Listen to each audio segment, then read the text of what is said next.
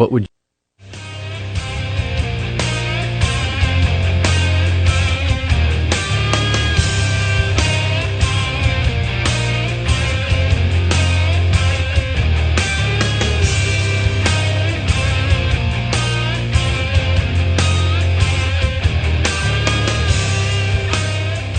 I got to believe that at least some of you out there get a little bit antsy in your pantsy when you hear that hard rock and Madison Rising music.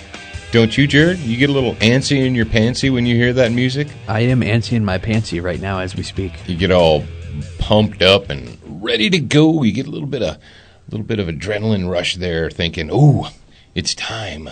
It's time for another edition of Student of the Gun Radio." And it's the middle of the week. Welcome to Wednesday. And as we promised you, we're going to do the AMA. And that's not the American Music Awards. That's Ask Me Anything. Or it could be AUA, Ask Us Anything. Because we're going to let Jared participate as well. Auah. Yeah, I saw something tagged AMA the other day. Maybe it wasn't the other day. It was a couple weeks ago. And I had to ask Zachary. I'm like, what is that? And he said, duh, Dad, it's Ask Me Anything. I'm like, oh, sorry. I didn't know that either. I'm not a young hipster. Apparently, that's what all the hip cats and the young kids are doing. Do they hashtag it AMA now? Apparently, you know, there's this Reddit thing that all these snotty college puke faces use. It's like and the CrossFitters, apparently. And CrossFitters, yeah. And I guess that is the new hip thing for Reddit, is to get celebrities on to do AMAs, apparently. Maybe I'm wrong. But regardless, Jared posted a question. Basically, he just threw it out there that said, hey, ask a question for a good guy of the week. Whoever we choose will be the good guy of the week, who'll get the package and all that, and do it now. He did it on Facebook. Well, what did we get, Jared? Like 50, 75, 100, 100 comments. Some of them were actual real questions. Some of them were just people being stupid, which is your right as an American to be stupid. And we're glad that some of you exercise your rights. But we've decided, you know what? We got so many questions, so much information was requested of us that we would take an entire show and dedicate that to the Ask Me Anything. Now, it is Wednesday, so we are going to have our SWAT Fuel Fitness Talk. And we want to let Jared do the SWAT Fuel Fitness Talk before we get into the AMA. And before we even get into that, we got something funny from Steven Crowder. So stay tuned. Don't you go anywhere. Don't you go anywhere? No, don't go anywhere. Stay right where you're at. Do you want to do the fitness talk first, or do you want to? Yeah, let's go ahead and do the fitness talk first, and then we'll hear the latest from hopefully someone who's going to become our friend, Steven Crowder. That would be cool because he's pretty funny. He's dude. tracking 5x5 with us. We went and watched a number of his videos, and it's not just gun related stuff, but social and political. He's on the same sheet of music. I deem our team building for Mondays is to watch funny YouTube videos. That's going to be our team building? Yeah. Okay. That'll be our team building exercises for Monday. All right. Well, I know that they're out there with their breath bated, waiting for you to drop it like it's hot on them with the SWAT Fuel Fitness Talk moment. So go ahead and give them the SWAT Fuel Fitness Talk. And, well, actually, before you do that, let's remind everybody, if they want to go to SWATfuel.com and they want to make a purchase, what should they do to save themselves some money? No, go to SWATfuel.com, and when you check out, enter the promo code SOTG2014, and that will give you the opportunity to save 20% on your order, your entire order, not just one bottle. That's right. So rock on. And SWAT Fuel brings us the fitness talk every Wednesday. So head over to their Facebook page. It's just SWAT Fuel on Facebook, and tell them thank you for thank you for giving us the fitness talk. Dano is pretty hardcore into the knowledge of fitness as well. So if you have any questions, fitness, nutrition, everything. So if you have any questions for him, go over and ask him. But today I'm going to talk about MED, and you're like, what's MED? MED is an acronym. It's a TLA for minimum effective dose. And sometimes less is more, kind of like Charmin, less is more. But it's true. Less is sometimes more. And if you haven't heard of the minimum effective dose, I was first introduced to that by reading a book called The 4-Hour Body by Timothy Ferriss. And it's actually funny because Dano from SWAT Fuel is the one that recommended that book to me. And so I picked it up and I was reading it, and the way it's explained is why overdo something that you don't need to overdo. Like, for instance, boiling water. 212 degrees is boiling for water. Why would you want to put it at 250 degrees to get it? There's no such thing as more boiling. You can't boil something more than boiling. So when it comes to nutrition or fitness, your muscles, for example, why would you want to overexert your muscles when you can do less and actually benefit more? So instead of, say you're doing some squats, why would you want to do 25 reps at 200 pounds when you can do 10 reps at 200 pounds and get that same exact outcome? Or instead of doing reps, why don't you do it for time instead, like 60 seconds instead of 10 reps? Do as much as you can for 60 seconds. Now, I can't tell you what the minimum effective dose for you is. You have to test for yourself.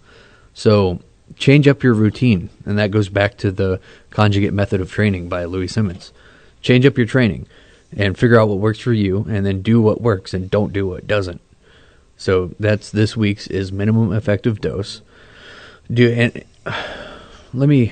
I'll go into it a little bit more. I'll explain it with one of the examples from the book was tanning in the sun. I don't know how many of you can relate to that, but anyway, you go to the beach, and usually it takes 15 minutes or so to get a decent amount of sun, and any more than that usually burns you. So if you go for, say you go out and you lay on the beach, or you're at the beach for an hour, you get burnt. Now you have to wait for that burn to go away, and you're down for 2 more days or 3 days or however long it takes for that burn to heal, and then you have to start all over again. Instead of just doing it for 15 minutes each day where you don't get burnt but you still get the benefits, you do that every day and you'll get the same outcome quicker. I mean, it's pretty simple. Okay. And we previously talked about when people plateau. You're working out, or you're trying to lose weight, or you're doing something, and you drop that first 5 pounds, first 7 pounds, and you feel like you're stuck. You're like, dude, I lost 7 pounds right away, and now 2 weeks later, I'm stuck. I'm stuck at this plateau, and there's nothing I can do to get. I feel like I'm frustrated. When you say the MED, to change up your way of doing things, find a different exercise, do a different exercise, or let's say if you're doing your set routine, change your routine to the MED method. Yeah, a lot of people are stuck on this, let me do 10 reps for 3 sets or whatever. How about you don't, that's dumb. Don't do sets. Do time. Do as much as you can, and this is going to explode your mind. Oh, I know it's going to. People are already at their keyboard writing you, telling you how wrong you are. I have a question. I can hear the keys clicking. Ask yourself this. You're wrong, Why man. do you do sets? Do you do it because that's what somebody else told you to do, or do you do it because it works? Why do you do sets when you do that? Ask yourself that. And if you don't know the answer, find the answer. And I'll give you one more thing. If you can't measure it, don't do it. So if you can't say, I'm going to do this many pounds for this many seconds, then don't do it. Or that could go for sets too, but I'm trying to think of an example that you can't measure here. Well, all right. I don't know. What can't you measure? Whatever. Just if you need measurable, basically prescription. If you're going to do a prescription for working out, you need to be able to measure it and document it. There you go. All right, well, fantastic. We hope that you guys appreciate our weekly fitness talk, because in order to be a patriot, in order to support your nation, to support the Constitution, to be intelligent, to have a healthy mind, you have to have a healthy body. It's exceedingly difficult to have a healthy, productive mind if your body is not helping. The healthy body, that I'll tell you, here at my age, at my stage in life, my main goal in keeping my body fit or attempting to keep my body as fit as I can is to support a healthy mind. That's it. It's not because I'm not silly enough to think that I'm going to become a professional athlete. I'm not going to get into the ring, into the cage, and start doing MMA. I'm beyond that in my stage in life. So my goal is to keep my body healthy so that it supports a healthy, productive, thoughtful mind. And can I want to ask you a question. Go ahead. What is the difference between being athletic and being an athlete? I don't know. Is it a rhetorical question, Woodcock? No, I want to know, because I was thinking about something the other day when I was hitting the bag. It was yesterday. What is the difference between being athletic and being an athlete? Anybody can be athletic. Well, an athlete, if you use like a capital A or use it as a specific title, you could say someone who gets paid, but then again, you don't have to be paid to be an athlete. That's a professional athlete. So if you perform an activity, I don't know. Are we parsing hairs, or you're actually think about it? No, think about it. What's the difference between being athletic and being an athlete? Well, I'm going to tell you the difference, but just think about it for a second. Okay. Being athletic, anybody can be athletic. Right? Anybody can be athletic. If they choose to, yes. And the difference between being athletic and being an athlete, to me, is an athlete is a person who made the mental commitment and pushed themselves farther than any of the other people that are athletic. The athlete is the person that jumped through all the hoops, put forth the effort to actually become what they are. Anybody can kick a bag. Anybody can punch a bag. Anybody can do squats. But can you do them? Can you be the best at doing them? And to me, that's what an athlete is. Well, I'm a professional athlete. I'm not trying to be the best at exercising. Yeah, there you go. You know what that's from? Yeah, the Eastbound and Down. For Eastbound and Down, season 1, probably one of the best quotes from that show. All right, speaking of funny stuff. Well, I don't know. Were we speaking of funny stuff? We want to speak of funny stuff. Steven Crowder, we had an audio clip from his YouTube channel. Well, he's got a YouTube channel. He's got a main channel. He's got all kinds. He's got everything, all the stuff. And we did the little time machine deal where he went back in time and did the liberal version of the Second Amendment. Well, he's got another one out, and it's about, is the Second Amendment only for muskets? Or does the Second Amendment only apply to flintlocks and muskets? And so without further ado, we're just going to let Jared play it. I want you guys to listen to it and enjoy. Is the Second Amendment just for muskets? You might be asking yourself if you're an idiot.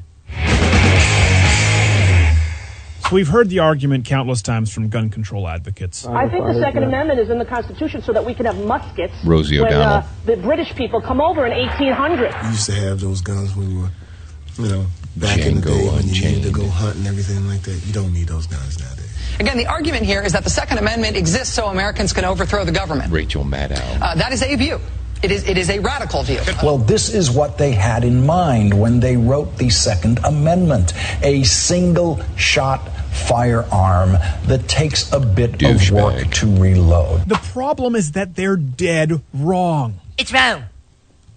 It's wrong! We'll get to all of the pre-Constitution assault weapons that already existed in a second, but firstly, to accept this premise, you would have to believe that the Founding Fathers were so stupid they had never, ever, ever witnessed nor anticipated any kind of technological advancement in weaponry whatsoever. The right to keep and bear arms shall not be infringed.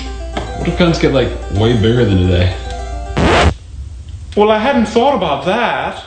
Believe it or not, weapons have evolved since the beginning of mankind. Rocks became sharper rocks became clubs, clubs became swords, swords became guns, etc., etc. Also, quick irony alert, many of the filthy hipsters trying to take away your Second Amendment rights are doing so by exercising their First Amendment right, written long before their iPhones.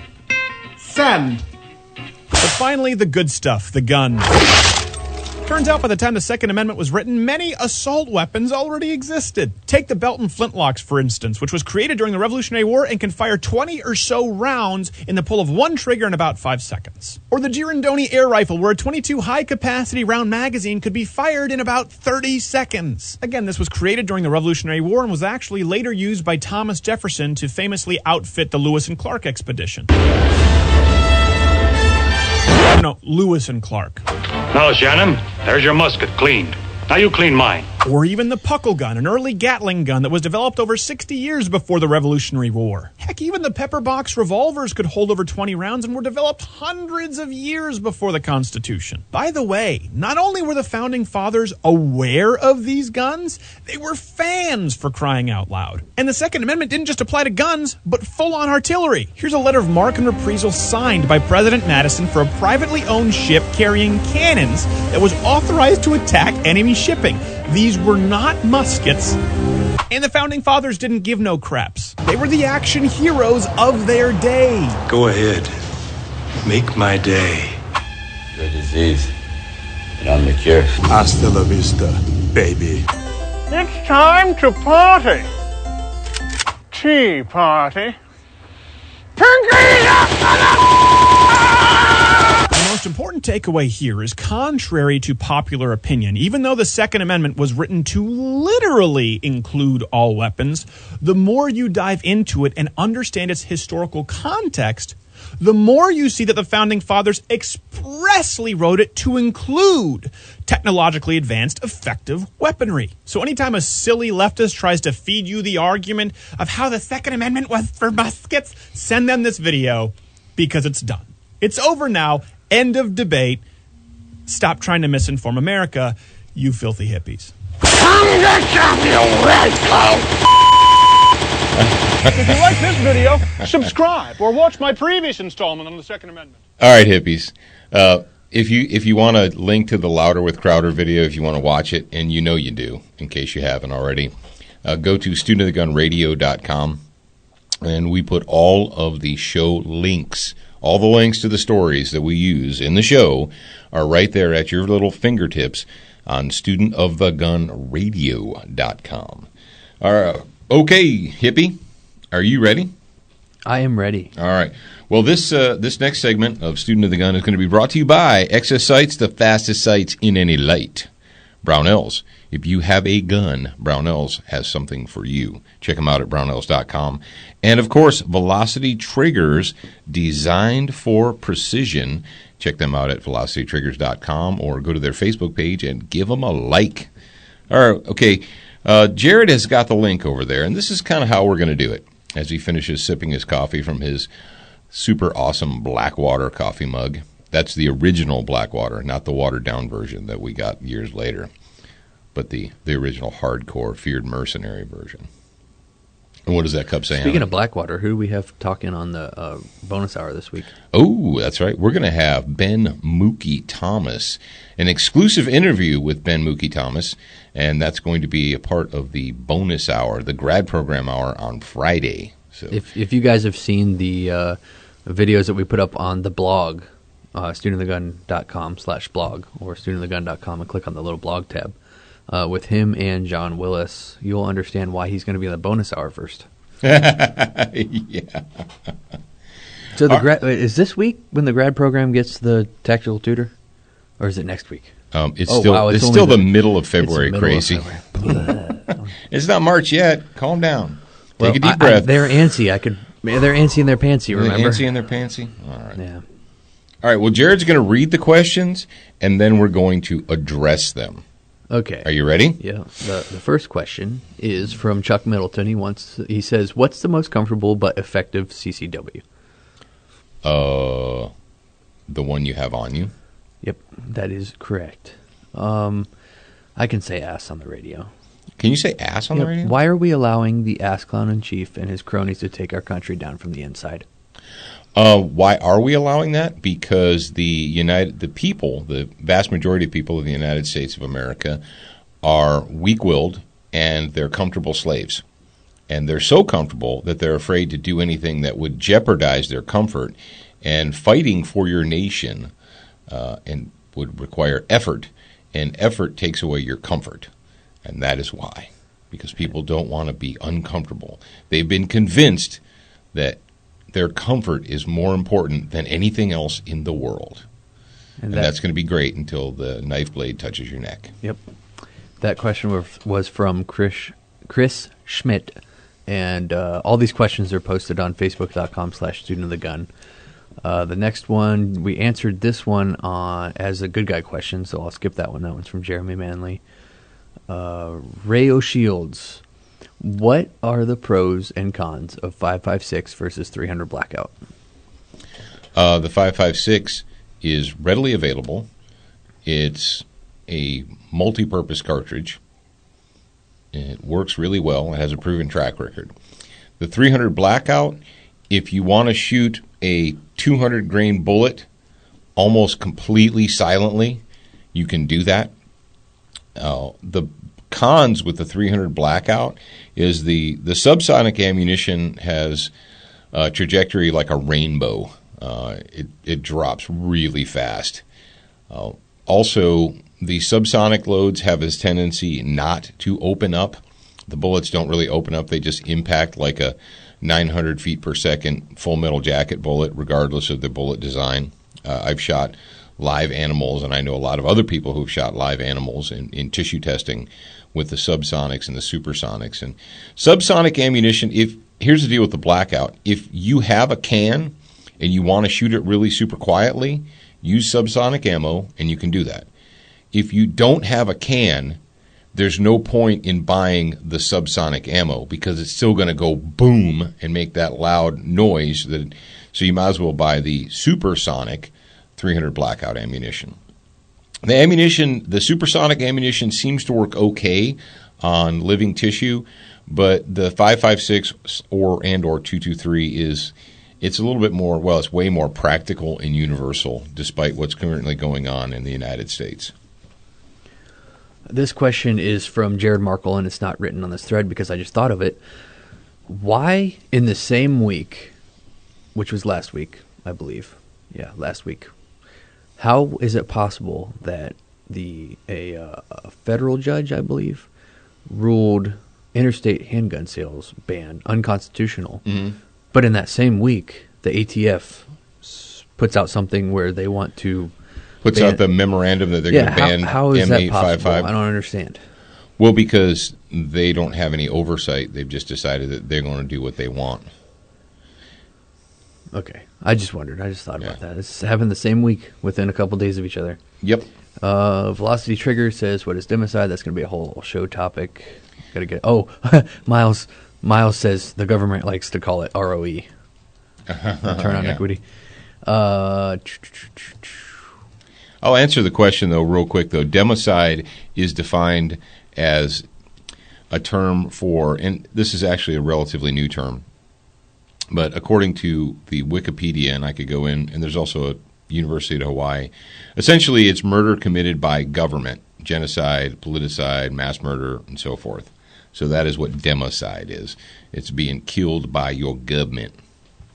Okay. Kimo Rentola. If I butcher these names, I apologize. What things are needed to consider carrying weapons at wintertime? CCW, open carry, LEO, etc. Okay. Well, that's a good question. Number one, if you live in the Great White North or you live up north and you're going to have gloves on your hands, you need to take your blaster, whatever is your self-defense blaster, out to the range and put on the gloves that you're probably going to have on your hands and actually practice working your gun.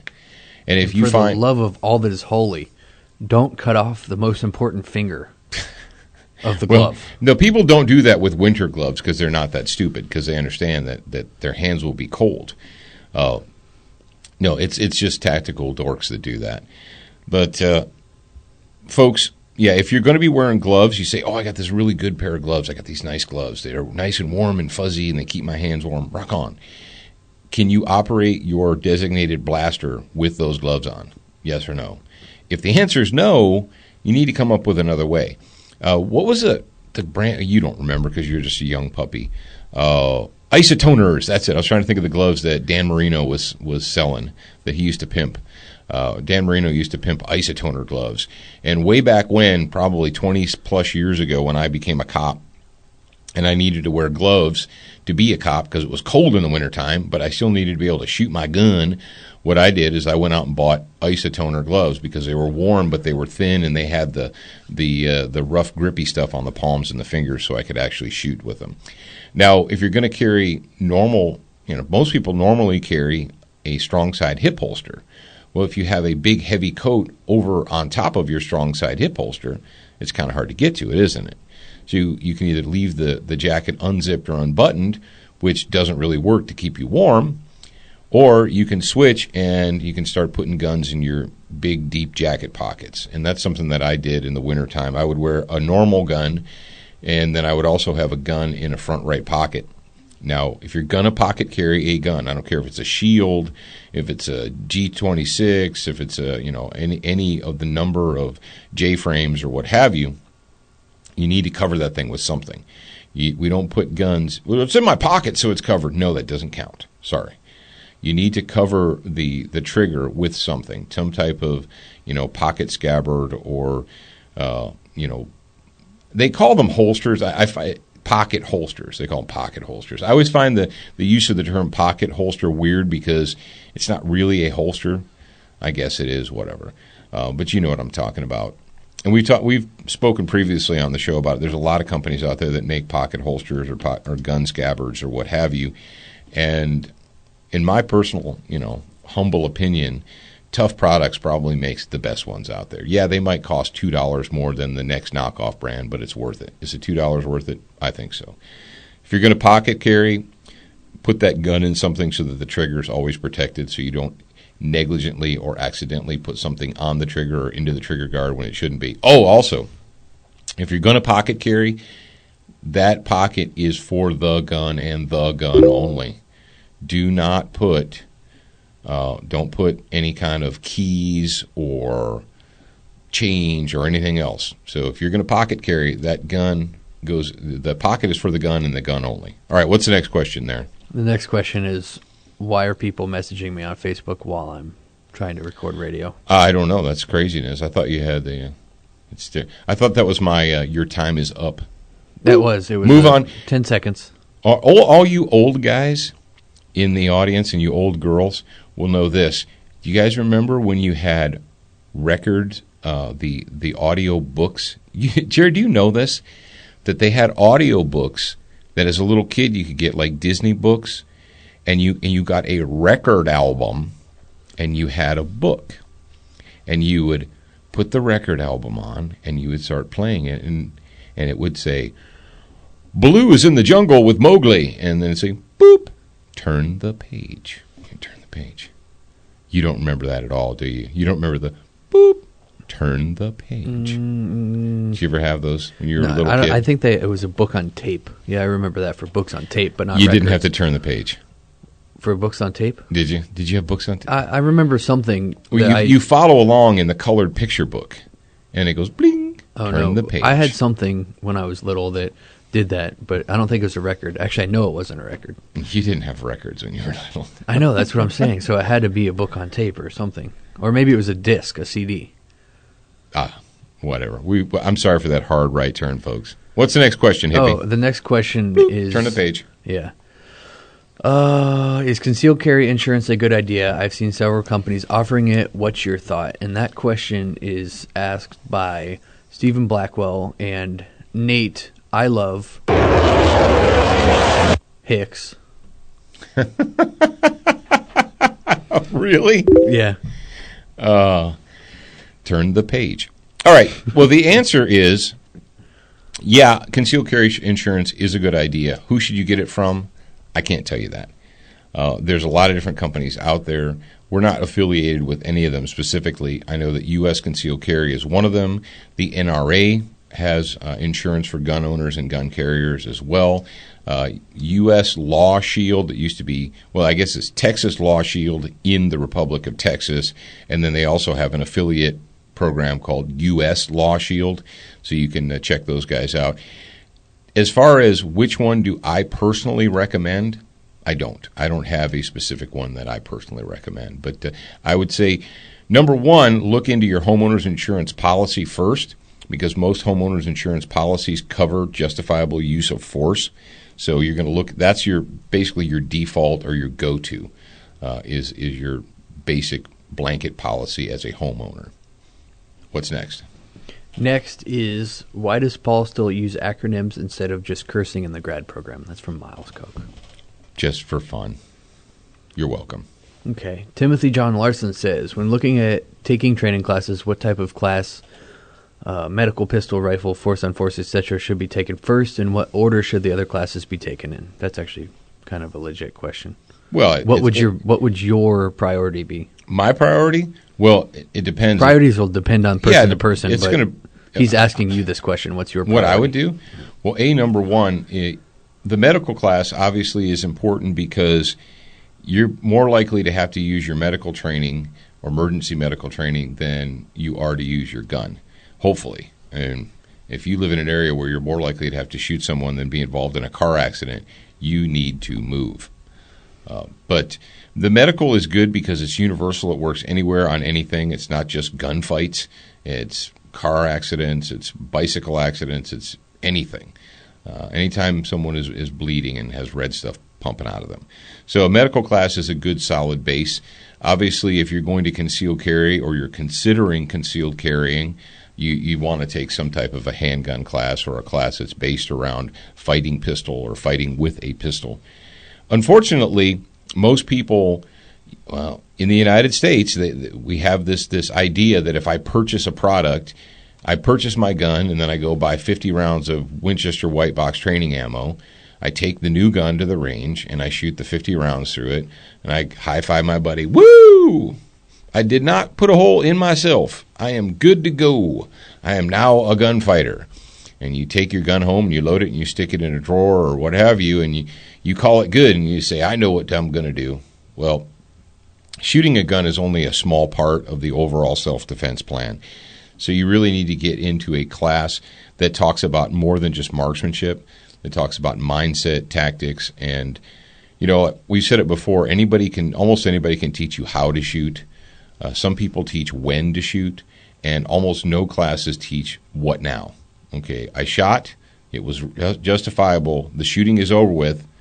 Now what do I do? It's like high up five. To the point where I say a cool catchphrase and walk off camera. Yeah, up to the point where you actually have to pull the trigger. If you actually get to that point, that's probably half of what you actually have to do in that situation.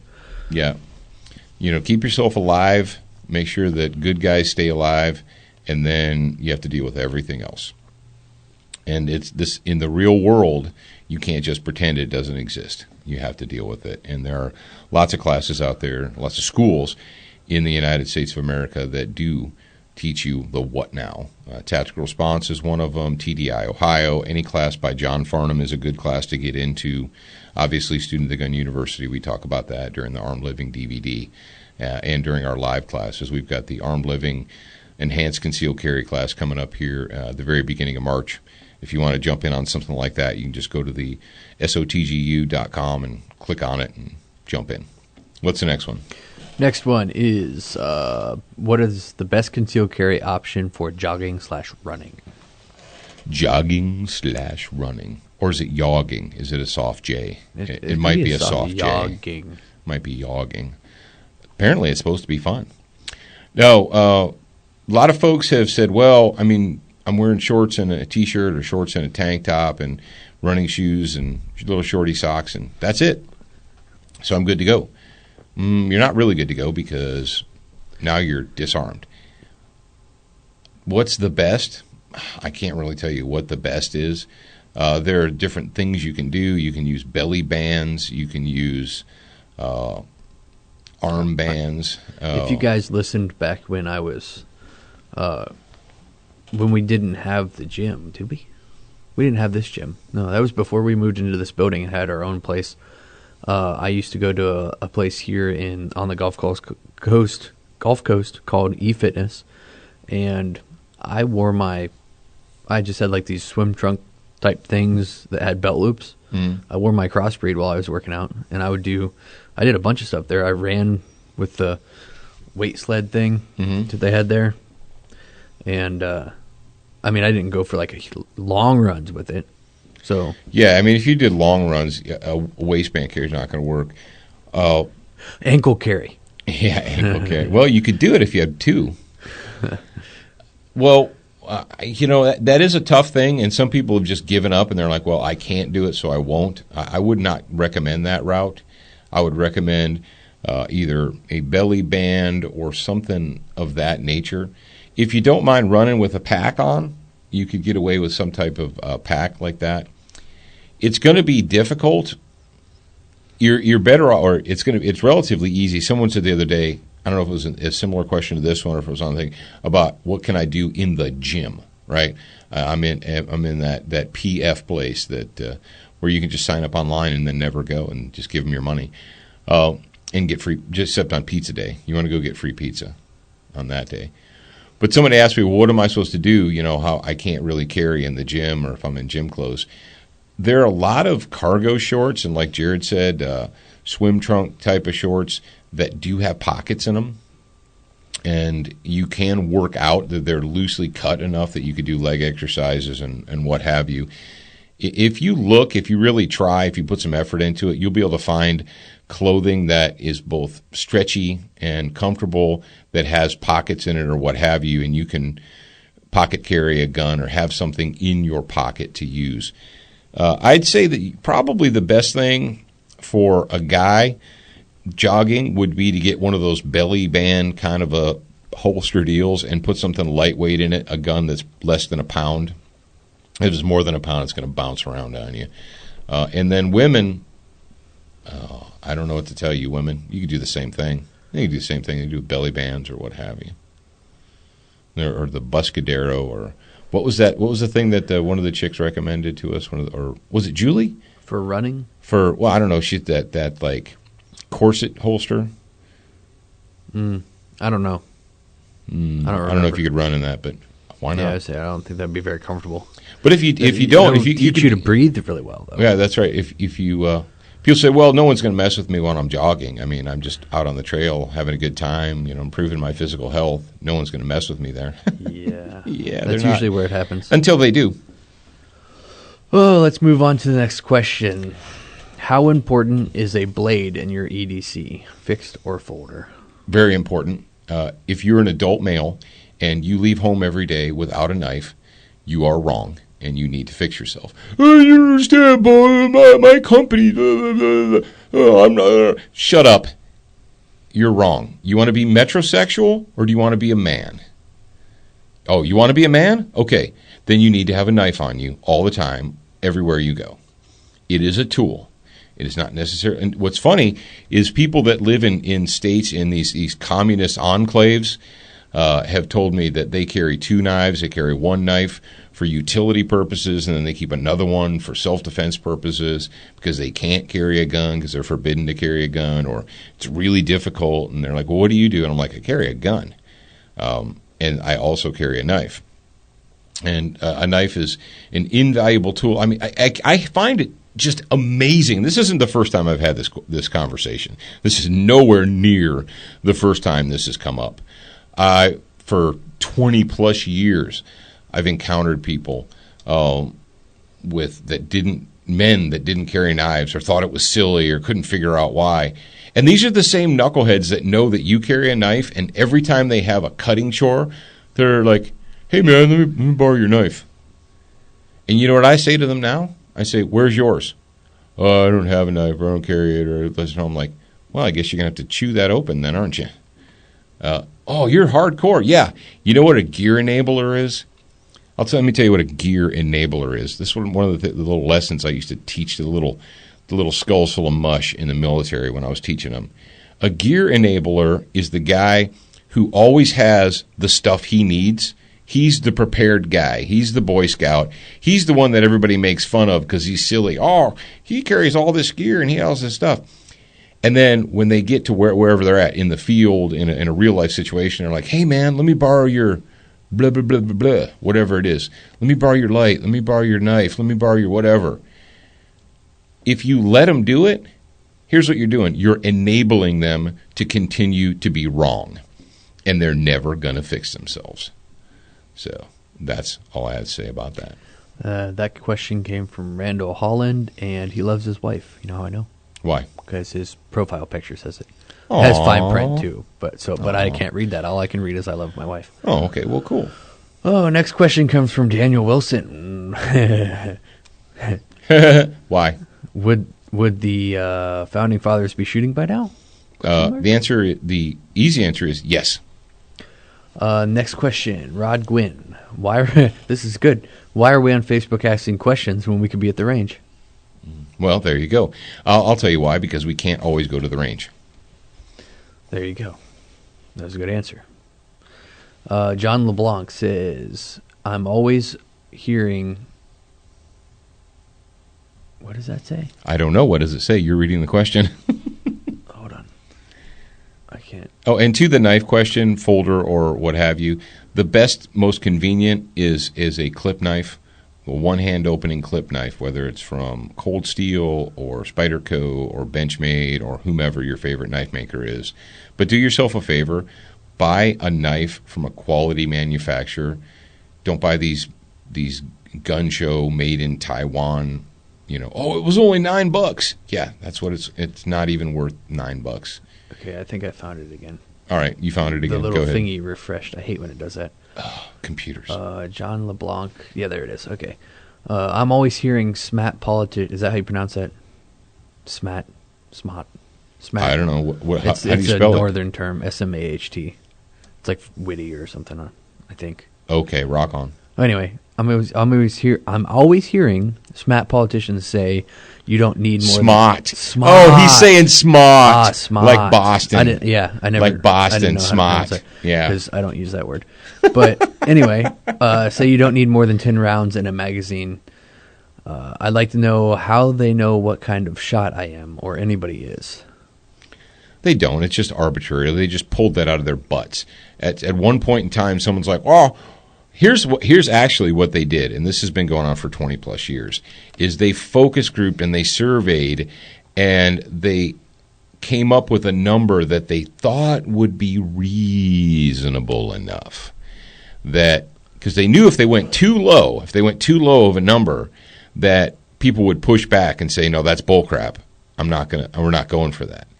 And if they went too high of a number, then what's the point? So they're like, well, 10 rounds is reasonable. And then, of course, we know New York, they tried to go 7 rounds. And then someone said, hey, moron, they don't make 7-round magazines for anything but old 1911s and like Makarov compacts. So what are you talking about? Or pocket pistols or whatever. And they're like, well, okay, you can have a magazine that holds 10 rounds, but you can only put 7 in it. Or some other silly nonsense like that. It's just arbitrary bullcrap. It has nothing to do with law. It has nothing to do with the founding documents. It's just arbitrary BS that somebody who is self-appointed elitist decided that's what we're going to do because I'm an elitist and you're a peasant, and so I'll tell you what you can and can't have. Next question is from Chris Reardon, and he says, do you even lift bro? Yes. Okay. What do you lift? That's not a question. But. Heavy stuff. Oh. And then I put it down. I pick it up, then I put it down. I heard that real men lift women. Okay, next. You going to bench press Alex? Yeah, I'll bench press Alex. And next question. Gary Matheson says, blah, blah, blah, blah, blah, blah, blah. Why aren't that's a really long statement. Really super long. And then a question, yeah. Why aren't more shoulder holsters designed with the gun positioned at, say, a 45-degree angle? And why, Gary, you should have stopped there. He's splitting atoms? He should just stop there. But the next question that he asks is, and why is horizontal carry even manufactured or allowed? Allowed? Yeah. I don't know about the whole allowed thing. I can understand manufaftured, but... Yeah, well, here's the deal. The whole shoulder holsters aren't that popular. Oh, yeah, they are. I have one. Okay, you have one. They're still not that popular. Only like Don Johnson and detectives wear shoulder holsters. I wear a shoulder holster. I know you're on your keyboard telling me you wear a shoulder holster every day. Well, you are one of 10,000 people that wears a shoulder holster every day. For men, shoulder holsters tend to be really cumbersome and bothersome. You have to wear really super dedicated concealment garments. If you're not going to wear a sport coat or a vest or something all the time, it's tough. You can't wear a shoulder holster with a T-shirt, can you? Well, no. Shoulder holsters in the entire world of holsters, like if you were a holster manufacturer and you only had $10,000 to invest in product development, the last holster on the list would be a shoulder holster. You're going to do pocket holster, strong side, in the waistband, appendix, kidney, or not appendix carry, but the other thing. What's on the other? Spleen carry. Somebody said that recently that appendix is on the one side and spleen's on the other, so if you're carrying it, only one side is actually appendix carry. But regardless, yeah, I'm sorry, but shoulder holsters are pretty much on the bottom of the holster manufacturer's list, unless you want to look sexy. Okay, let's do one more question. One more, and that's it. I was going to stop there, but then I read this side note that this dude said. It's pretty funny. I'll ask the question first, though. What are the most important things an armed citizen should do after a scenario involving deadly force? And then Daniel, that was from Derek Wakini. And then Daniel Wilson said, get the Armed Living DVD. Great information about after. Yep. And then Derek says, shh, I'm trying to coax a freebie. Trying to get a freebie out of here. / give Paul and Jared an opportunity to plug the DVD. And he's talking about the Armed Living DVD. Oh. Yeah, actually, I don't have enough time to talk about all the things. Step 1, make sure that you're not bleeding to death. Step 2, make sure that no one you care about is bleeding to death. Do those things first, and then start worrying about other stuff. Okay. All right, and we're already 46. Wait. I want to read the side note. Look at the clock. I want to read the side note from this guy. Go ahead. Derek says, side note, Paul is the first person I've ever heard who looks precisely how he sounds. I mean, you hear someone and sort of build an image of them. Until now, I'd never heard of a person who matches the imaginary face I put to their voice. Well, all right then. That was like a completely different subject, but that was good. That's right out there in left field. But rock on. I'm glad that I could be of assistance in that regard. Do you want to pick up with more questions tomorrow? Sure. What the heck. Yeah, but we're already at 47, so we got to put the cork in this one. All right, hippies. That's it. We hope you enjoyed Student of the Gun AMA, and we'll do a little bit more of it. Now, don't forget, we're going to have an exclusive interview with Ben Mookie Thomas on the Grad Program Hour. Don't forget to download the mobile app. It's free. Do it. Oh, and the 5 tips every carrier should know. You have until Friday to sign up for the Grad Program Bonus Hour to get that interview. All right. Rock on. Remember, kiddies, you should be a student for life.